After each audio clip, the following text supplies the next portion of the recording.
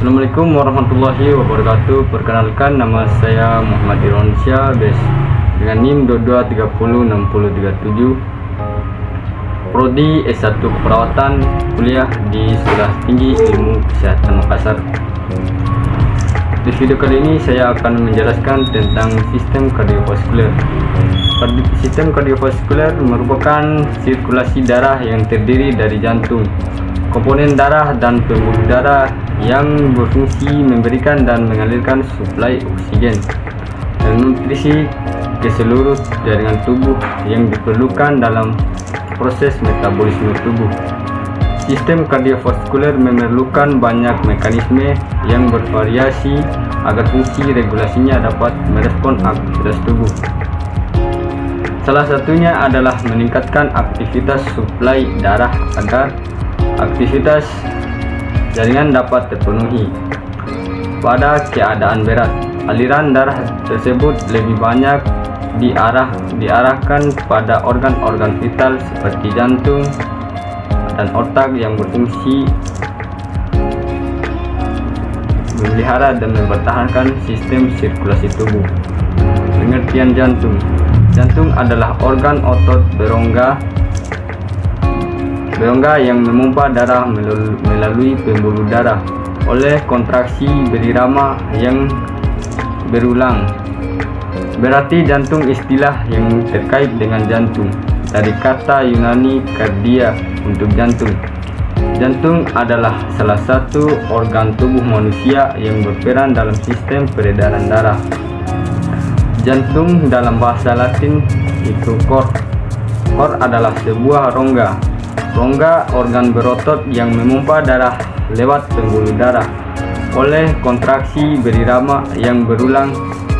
Istilah kardia berarti berhubungan dengan jantung, dari kata Yunani kardia untuk jantung. Jantung adalah salah satu organ manusia yang berperan dalam sistem peredaran darah. Pengertian darah. Darah adalah cairan yang terdapat dalam tubuh yang berfungsi mengangkut zat-zat dan oksigen yang dibutuhkan oleh jaringan tubuh, mengangkut bahan-bahan kimia, hasil metabolisme, dan juga sebagai pertahanan tubuh terhadap virus atau bakteri. Fungsi darah. Fungsi utamanya adalah mengangkut oksigen yang diperlukan oleh sel-sel di seluruh tubuh. Darah juga menyuplai jaringan tubuh dengan nutrisi, mengangkut zat-zat sisa metabolisme, dan mengandung berbagai bahan penyusun sistem imun yang bertujuan mempertahankan tubuh dari berbagai penyakit. Hormon-hormon dari sistem endokrin juga diedarkan melalui darah.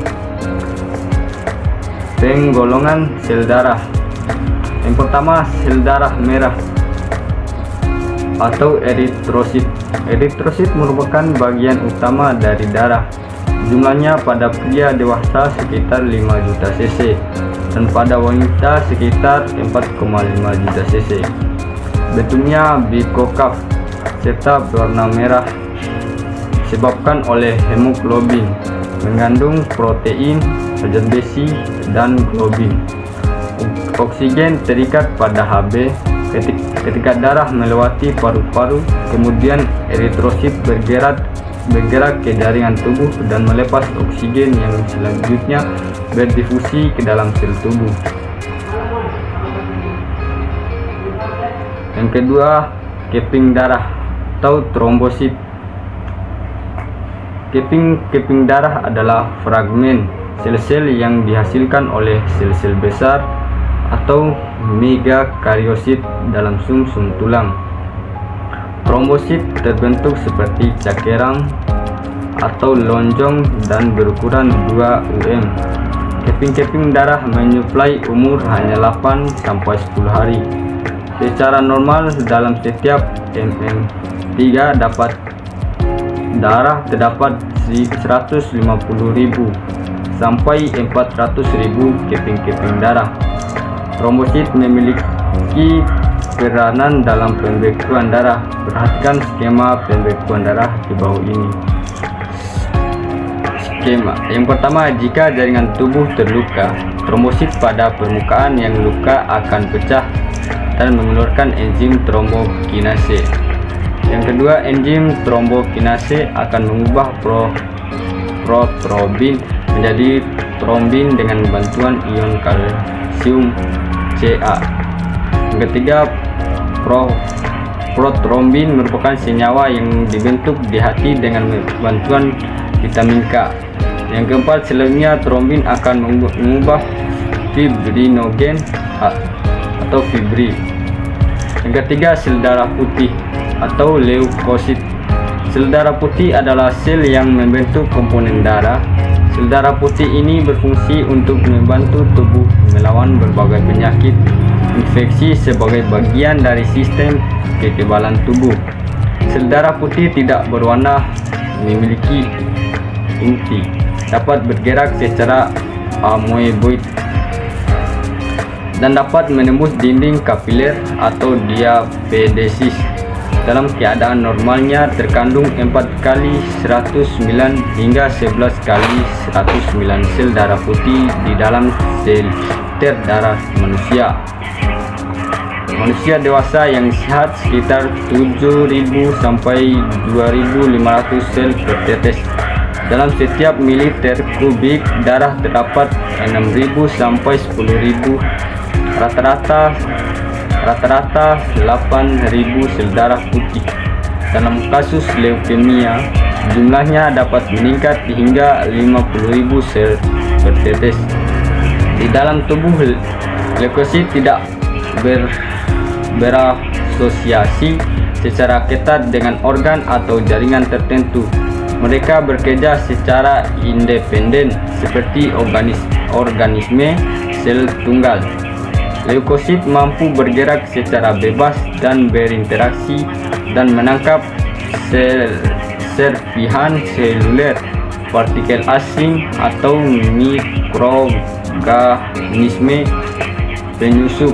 Selain itu, leukosit tidak bisa membelah diri atau bereproduksi dengan cara mereka sendiri, melainkan mereka adalah produk dari sel punca hematopoietik pluripoten yang ada pada sumsum tulang. Sekarang kita masuk ke pembuluh darah. Pembuluh darah merupakan suatu bagian dari sistem sirkulasi yang mengangkut darah ke seluruh tubuh. Terdapat 3 jenis pembuluh darah, yaitu arteri yang berperan untuk membawa darah dari jantung. Yang kedua, kapiler yang berperan sebagai tempat pertukaran sebenarnya air dan bahan kimia antara darah dan jaringan. Dan vena yang mengangkut darah dari kapiler kembali ke jantung. Pembuluh darah terbesar ialah aorta. Yang pertama, fungsi pembuluh darah. Komponen utama dari pembuluh darah: arteri, arteriol, kapiler, venula, dan vena. Memiliki beragam fungsi dan menjaga tubuh tetap hidup dan sehat. Fungsi ini meliputi: yang pertama, membawa darah dari jantung. Yang kedua, mengangkut darah beroksigen ke seluruh tubuh. Yang ketiga, mengangkut darah dari arteri ke kapiler. Yang keempat, menguras darah dari kapiler ke dalam vena, kemudian bertukar oksigen, karbon dioksida, air dan garam antara tubuh dan jaringan sekitarnya. Yang kelima, arteriol yang regulator utama tekanan dan aliran darah. Yang kelima, kapiler juga mendukung dalam penyediaan jaringan tubuh dengan komponen yang diperlukan darah. Jenis-jenis pembuluh darah. Yang pertama, pembuluh nadi atau arteri. Pembuluh nadi atau pembuluh arteri merupakan pembuluh darah yang mengalirkan darah dari dalam jantung ke seluruh tubuh. Pembuluh ini mengalirkan atau mengeluarkan darah dari jantung. Yang kedua, vena, pembuluh balik. Vena merupakan pembuluh yang membawa darah ke jantung. Vena bercabang-cabang yang membentuk venula yang berdiameter 0,2 mm. Venula ini membentuk cabang-cabang yang lebih kecil yang disebut kapiler. Yang ketiga, kapiler. Kapiler termasuk pembuluh darah yang memiliki ukuran kecil sebagai perpanjang arteri dan vena.